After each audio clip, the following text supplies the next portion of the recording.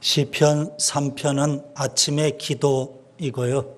시편 4편은 저녁의 기도입니다.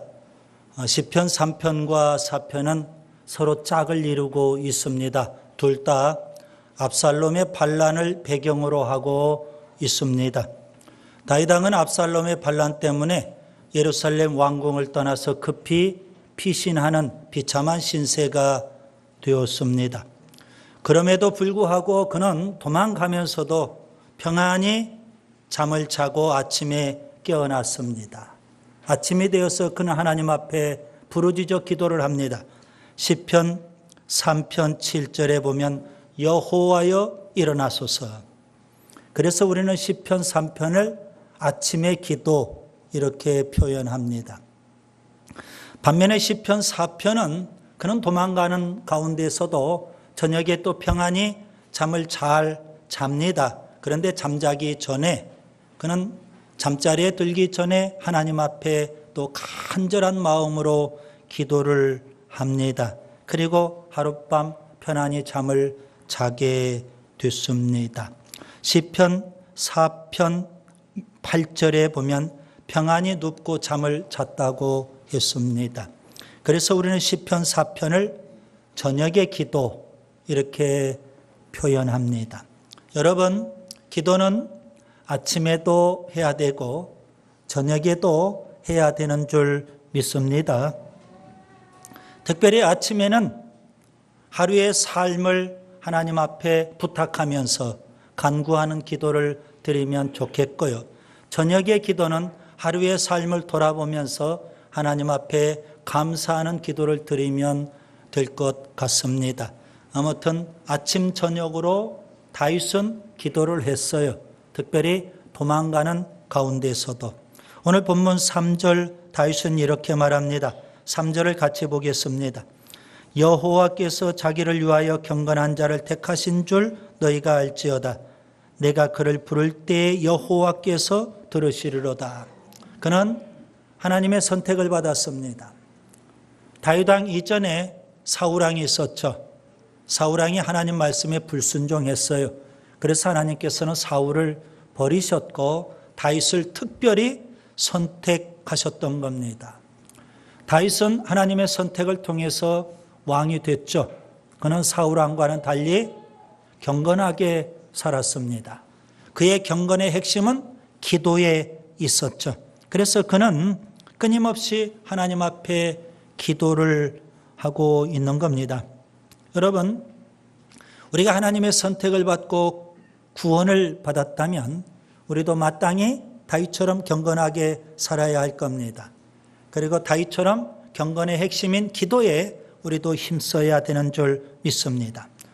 어느 한 사람이 나는 경건하다 그렇게 주장할 수 있겠습니다. 그러나 그의 삶 속에 기도가 없다면 그가 경건하다고 아무리 주장한들 그를 우리가 경건하다고 볼 수는 없을 겁니다. 경건한 사람은 어떤 사람일까요? 기도하는 사람입니다. 다윗은 압살롬의 반란을 피신하는 가운데서도 아침에도 기도하고 저녁에도 기도했습니다. 그는 기도를 생명처럼 소중하게 여겼습니다. 그는 기도에 최우선 순위를 두었습니다. 그는 기도 없이는 살 수 없는 인생이었습니다. 저는 여러분에게 묻습니다. 여러분은 얼마나 열심히 기도하십니까? 여러분은 얼마나 간절히 기도하십니까? 여러분은 얼마나 자주 기도하시는지요? 기도는 영혼의 호흡과 같습니다. 우리 육신이 숨을 쉬지 못하면 죽는 것과 같이 우리 영혼이 기도하지 아니하면 죽을 수밖에 없는 겁니다. 심지어 지금 현재 고난과 시련과 역경 가운데 있는데도 불구하고 우리가 기도할 줄 모른다면, 아니 기도하지 않는다면 그 영혼은 죽어갈 수밖에 없는 겁니다. 고난이 오면 그때는 우리가 기도의 비상을 걸고 기도해야 되는 줄 믿습니다. 밤낮 가리지 않고 기도해야 된다는 말씀입니다. 오늘 설교의 제목은 응답하소서. 여러분 본문 1절에 보시면 내 의의 하나님이여 내가 부를 때에 응답하소서입니다. 여러분 꼭 기억하세요. 경건한 자의 기도 하나님께서는 반드시 응답해 주시는 줄 믿습니다. 예레미야 33장 3절에 너는 내게 부르짖으라 내가 내게 응답하리니. 부르짖어 기도하면 하나님은 반드시 응답해 주신다는 말씀입니다. 하나님은 우상이 아닙니다. 하나님은 죽은 신이 아닙니다. 살아계신 하나님, 그분은 경건한 자의 그 기도를 반드시 들어주시고 응답해 주시는 겁니다. CCM 노래 중에 주만 바라볼지라는 노래가 있습니다. 그 가사 중 여러분이 잘 아는 가사 내용이 있죠. 하나님 인자한 귀로서 언제나 너에게 기울이시니 어두움에 밝은 빛을 비춰주시고 너의 작은 신음에도 응답하시니. 우리의 작은 신음까지도 하나님은 다 들으시고 응답해 주신다는 겁니다. 어찌 하나님께서 경건한 자의 신음소리, 경건한 자의 탄식소리, 경건한 자의 끙끙 앓는 소리, 경건한 자의 흐느끼는 소리 무시하고 외면하실까요? 하나님은 다 들으시고 응답해 주십니다.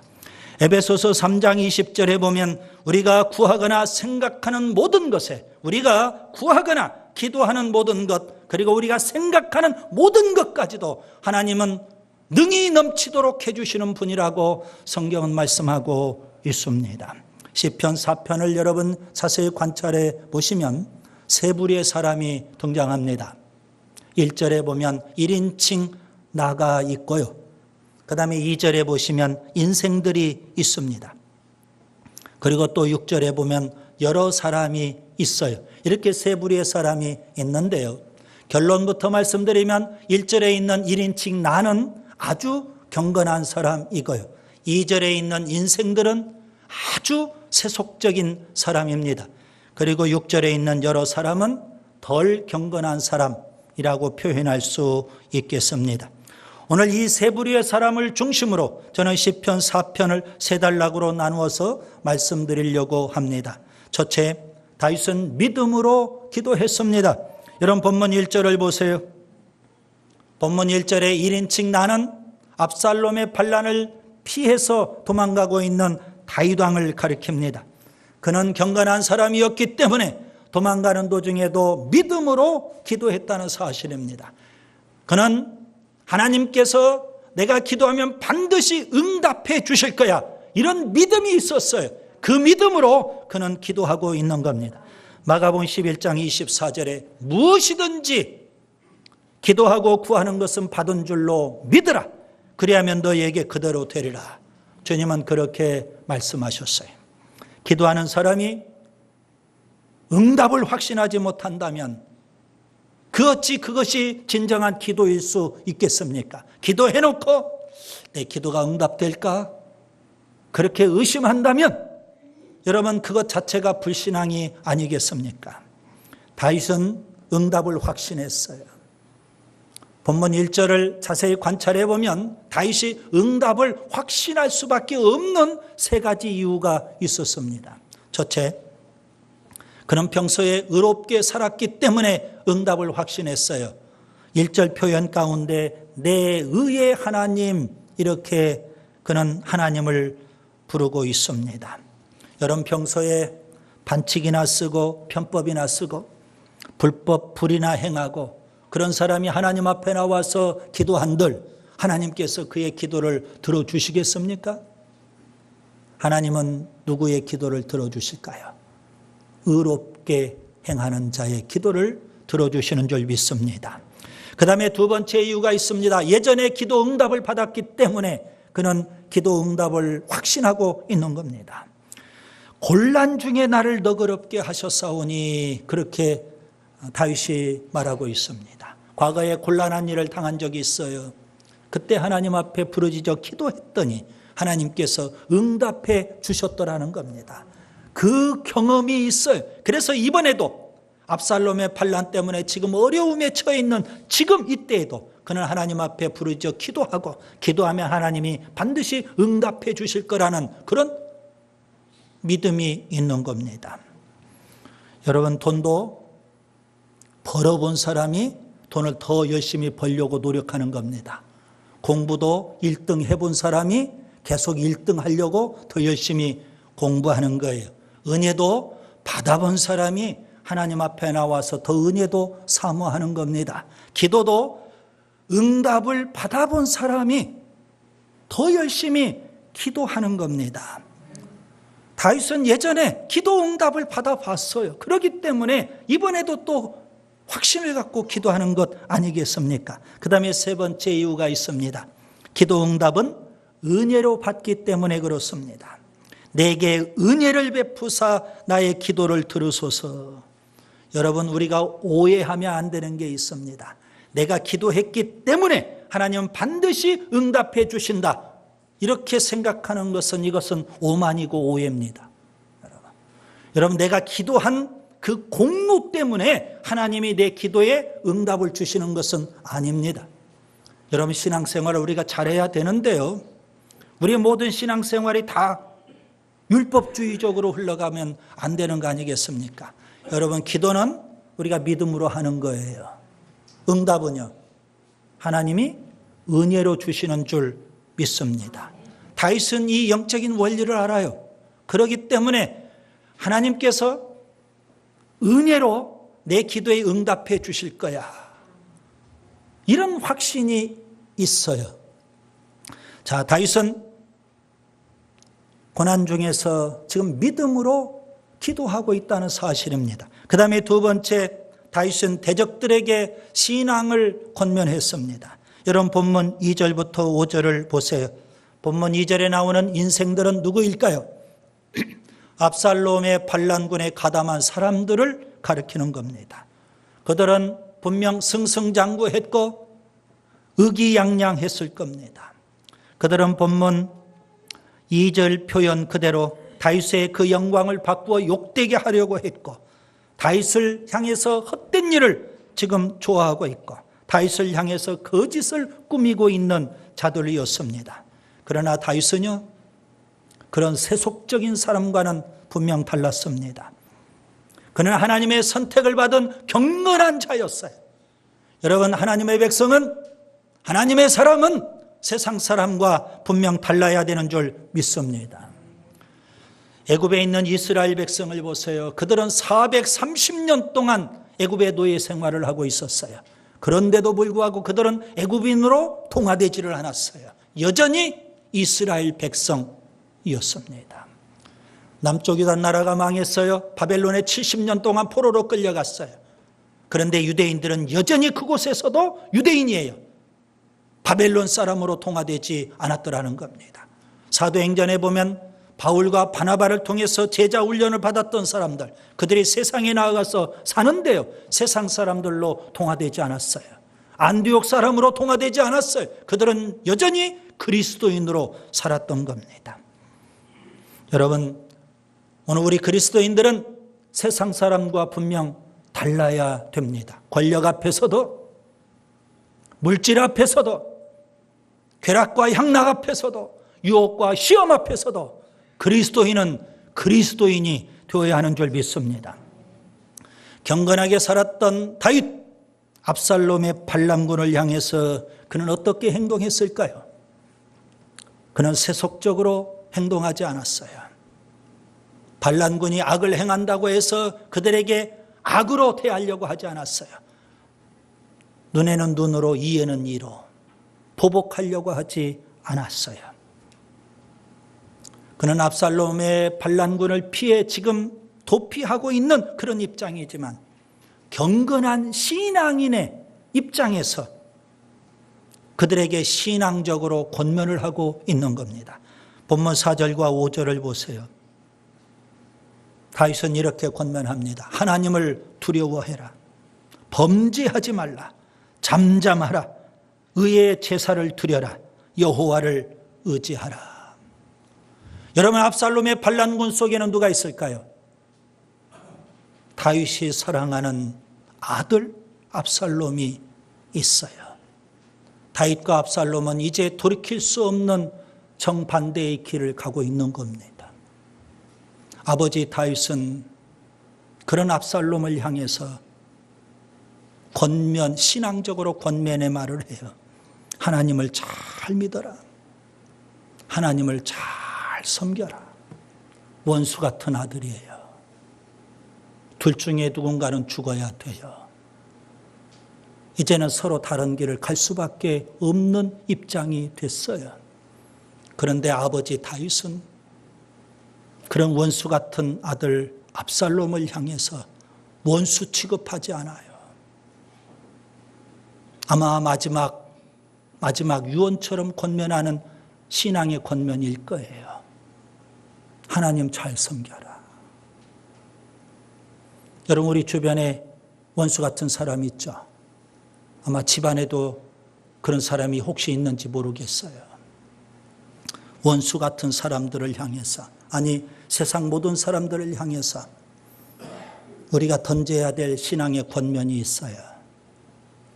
예수 잘 믿으세요. 하나님 잘 섬기세요. 우리가 그 말씀을 전해야 되지 않을까요? 다윗도 얼마든지 압살롬의 그 반란군을 향해서 응징하고 싶었을 거예요. 왼수 같은 사람을 향해서 우리도 얼마든지 저주를 퍼붓고 싶을 거예요. 욕이라도 한마디 해야 내 속이 후련할 것 같아요. 주먹이라도 좀 휘두르고 싶을 거예요. 그런데 다윗은 하나님의 선택을 받은 사람으로서, 그리고 경건한 사람으로서 그는 오히려 축복의 말을 해줘요. 하나님 잘 믿으세요. 하나님 잘 섬기세요. 여러분, 경건한 사람은, 신앙의 사람은 뭔가 달라야 되지 않을까요? 그 다음에 세 번째, 다윗은요, 기쁨과 평안함을 누렸습니다. 본문 6절부터 8절을 보세요. 본문 6절에 여러 사람은 어떤 사람을 가리킬까요? 다윗과 함께 피신하는 사람들을 가리키는 겁니다. 왜냐하면 다윗이 지금 6절에 우리라는 표현을 쓰고 있어요. 이걸 보면 다윗과 함께 지금 압살롬의 반란 때문에 피신 가고 있는 사람들이에요. 그런데 그들은 다윗처럼 경건하지를 못해요. 그들은 압살롬의 반란군이 기세등등하다는 걸 알아요. 그리고 다윗 진영은 점점 열세라는 것을 알게 돼요. 전세가 아주 불리해요. 그러니 내부에서 불안한 마음들이 계속 일어나고 있어요. 그래서 그들 가운데 이렇게 말합니다. 우리에게 선을 보일 자 누구냐? 아주 불안해하고 있어요. 두려움이 엄습해 오고 있는 그런 상황이에요. 다윗의 입장에서도 기뻐할 만한 상황은 아니죠. 압살롬의 반란군이 지금 추격해 오고 있고요. 거기에다 내부에서는 불안함과 두려움이 자꾸 엄습해 오고 있고요. 그의 마음도 평안할 수가 없겠죠. 그런데 다윗은 그런 상황 속에서 오직 하나님만 바라보고 있습니다. 여러분, 본문 6절을 보세요. 여호와여, 주의 얼굴을 들어 우리에게 비추소서. 지금 하나님께서 얼굴을 가리신 겁니까? 아니에요. 이 말씀은 그런 상황 속에서도, 내가 전혀 기뻐할 만한 상황도 아니고 내 마음이 평안할 수도 없는 이런 상황 속에서 다윗이 지금 하나님을 향해서 바라보고 있는 겁니다. 하나님만 바라보고 있는 거예요. 본문 8절을 보세요. 나를 안전하게 살게 하시는 이는 오직 여호와이시니이다. 그는 철석같이 하나님만 바라봐요. 주변의 모든 사람들이 다 두려워하고 불안해함에도 불구하고 그는 여전히 하나님만 바라보고 있어요. 이것이 바로 다윗의 믿음이고 다윗의 경건입니다. 기뻐할 수 없는 상황일지라도, 평안할 수 없는 상황일지라도 여러분, 하나님만 바라보는 믿음이 중요합니다. 그러할 때 우리가 기뻐할 수 있고 하늘이 준 평안을 우리가 누릴 수 있거든요. 1961년 한국에 선교사로 오신 한 분이 있어요. 데이비스 로스라는 분인데요. 그분이 우리나라 이름을 썼어요. 오대원. 그래서 오대원 선교사입니다. 예수전도단을 설립하기도 했죠. 그분이 한국교회를 향해서 이런 질문을 하나 던졌습니다. 한국교회 교인들은 예배당에 올 때 왜 그렇게 엄숙합니까? 왜 그렇게 심각합니까? 이런 질문을 던졌어요. 예배당에 오는 한국교회 교인들을 보니까 다 엄숙하고 심각한 표정들이거든요. 그래서 왜 그렇게 심각합니까? 이런 질문을 던졌던 거예요. 거기에 할 말이 없잖아요. 그래서 한 목사님이 이렇게 대답을 찾고 찾아가지고 대답을 했어요. 한국의 교인들은 예수님의 십자가를 깊이 묵상하니까 그런 겁니다. 맞는 말일 수 있겠죠. 오대원 선교사님이 고개를 갸우뚱했어요. 아니, 예수님 십자가에 죽으셨지만 부활하셨는데요. 그런데도 불구하고 여전히 한국의 교인들은 심각한 표정들이라는 겁니다. 예배당에 올 때 좀 여러분, 우리가 하나님이 주신 기쁨이 넘쳐야 되지 않을까요? 오늘 7절을 보세요. 주께서 내 마음에 두신 기쁨은 그들의 곡식과 새 포도주가 풍성할 때보다 더하니이다. 풍년 때 여러분, 농부가 누리는 그 기쁨은 이루 말로 표현할 수가 없겠죠. 천하를 다 얻는 것과 같을 거예요. 천만금을 얻는 것과 같을 거예요. 그렇죠. 엄청난 수입일 거예요. 그보다 더 큰 기쁨, 그 기쁨이 우리에게 있는 줄 믿습니다. 다윗은요, 압살롬의 반란 때문에 늘 도망다녀야 됐어요. 그런데 8절에 보면 내가 평안히 눕고 자기도 하리니, 하나님이 주신 평안함이 그에게 있었거든요. 여러분, 이러한 기쁨과 이러한 평안함이 우리에게 있기를 바랍니다. 예수님께서 부활하시고 제자들에게 맨 먼저 나타나셨어요. 그때 제자들은 마가의 다락방에 문을 걸어 잠그고 숨어 있었어요. 그들은 예수님의 십자가의 죽음을 보고 너무 큰 충격을 받아요. 예수님 같은 분도 저렇게 무기력하게 비참하게 죽다니 엄청난 충격이었어요. 게다가 제자들은 또 그 시대, 그때 예루살렘에 퍼진 유언비어를 듣게 됐어요. 유대 교권자들이 예수님뿐만 아니라 예수님의 일당도 다 잡아가지고 예수님처럼 죽이겠다는 겁니다. 그런 유언비어를 들었으니까 얼마나 가슴이 철렁했겠어요. 사뭇 심각할 수밖에 없었어요. 예수님의 십자가의 죽음을 생각하면 할수록, 그리고 그 예수님처럼 우리도 죽을지도 모른다는 두려움이란 것 때문에 아주 심각했어요. 그런 그들에게 예수님이 찾아오셨어요. 예수님께서 부활하신 모습을 보여주셔야 심각한 것 풀고 부활의 기쁨을 누리라는 겁니다. 그리고 제자들에게 두 번에 걸쳐서 너희에게 평강이 있을지어다, 하늘의 평강을 주신 줄 믿습니다. 예수님을 믿는 사람, 경건한 사람은 어떤 상황 속에서도 구원의 기쁨과 하늘이 준 평강을 누리게 되는 줄 믿습니다. 오늘 말씀을 정리합니다. 여러분, 시편 4편은 시편 3편과 함께 압살롬의 반란을 배경으로 하고 있는 시예요. 다윗은 하나님의 선택을 받아서 경건하게 살았어요. 그런 세상 사람과 달랐어요. 본문 2절에 있는 인생들과도 분명 달랐어요. 여러분, 다윗의 이 경건은 위기의 삶 속에서, 아주 극한 위기 속에서 어떻게 빛을 발하게 됐을까요? 우리가 평소에 경건 훈련에 힘써야 되는데요, 위기 때 우리의 경건이 어떻게 구체적으로 드러날 수 있느냐 이겁니다. 다윗은 세 가지로 그의 경건이 드러나게 됐죠. 첫째, 믿음으로 기도했어요. 고난 속에서 믿음으로 기도했더라는 겁니다. 하나님은 반드시 응답해 주실 거야. 여러분, 경건한 자의 기도는 하나님이 반드시 응답해 주시는 줄 믿습니다. 주야로, 아침 저녁으로 다윗처럼 기도하는 경건한 사람이 될 수 있기를 바랍니다. 두 번째, 다윗은 대적들, 원수들 저주하고 싶었겠죠. 응징하고 싶었겠죠. 그런데 그는 경건의 훈련을 한 사람이에요. 그들을 저주하고 응징하기보다 그들에게 신앙으로 권면해요. 사랑하는 아들 압살롬이 있죠. 이제 돌이킬 수 없는 서로 다른 길을 갈 수밖에 없어요. 그런 아들에게 하나님 잘 믿어라. 하나님 잘 섬기라. 마지막 신앙의 권면을 하고 있는 거예요. 그 다음에 세 번째, 내부의 불안과 두려움과 염려에 사로잡힌 사람들을 바라보면서 다윗은 기쁨과 평안함을 누리고 있었어요. 아무리 세상이 요동한다 할지라도 우리에게는 하나님이 주신 기쁨이 있고 하늘이 준 평안함이 있는 줄 믿습니다. 경건하게 사세요.